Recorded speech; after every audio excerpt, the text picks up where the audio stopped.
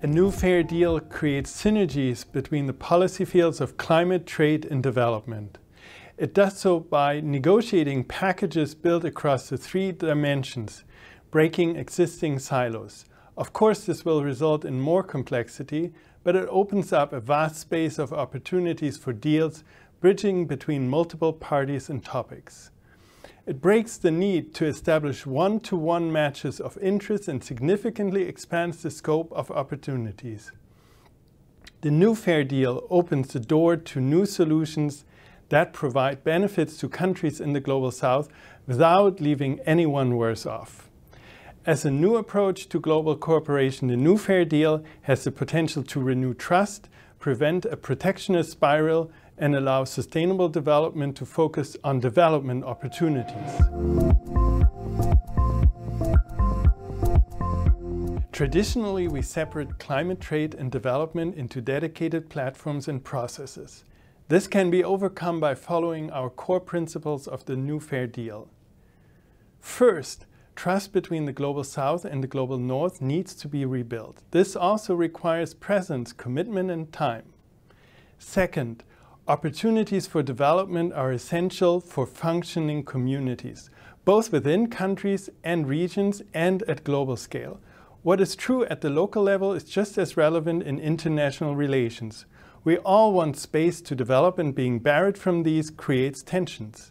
Third, rules can be differentiated by the ability to carry, and a simple division into developed and developing countries is insufficient. Applying the same set of rules without flexibility leads to overburdening the most vulnerable and underburdening the highest performers. Fourth, the focus of tools and measures needs to be on cooperation and positive reinforcements rather than defensive and reactionary. Through cooperation, we can grow the market so much that we can all be better off, even if that means we cannot always enforce our own point of view. Fifth, convenience and simplicity may not deliver the necessary solutions to today's and tomorrow's problems. We may not find a mutually beneficial outcome by linking two parties in one policy field, be this trade, climate, or development. In the real world, we may need to seek deals across geographies and policy fields in an organic web of interconnections.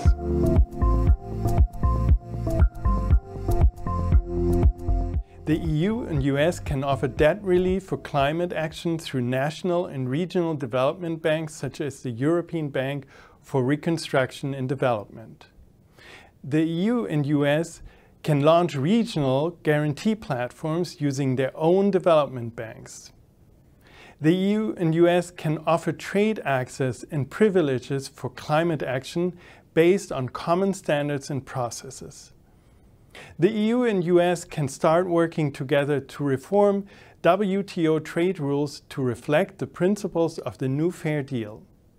The EU and US can promote technology transfer, including through joint cleantech IP bank, offering affordable access to cleantech. The EU and US can foster capacity building, for example through co-developing research and education hubs in Global South countries and developing organizational and institutional capital as part of their development work. Most of these steps can be taken right now and don't require substantial funding or global consensus building. Why act now? The Global North can only maintain its wealth and prosperity if there is a drastic betterment for the South. Just like ecosystems are interconnected, so are human societies. While a focus on domestic priorities may seem rational in the short term, it may lead to disaster in the long term. This is what inspired the United States after World War II to be proactive in the world to rebuild Europe.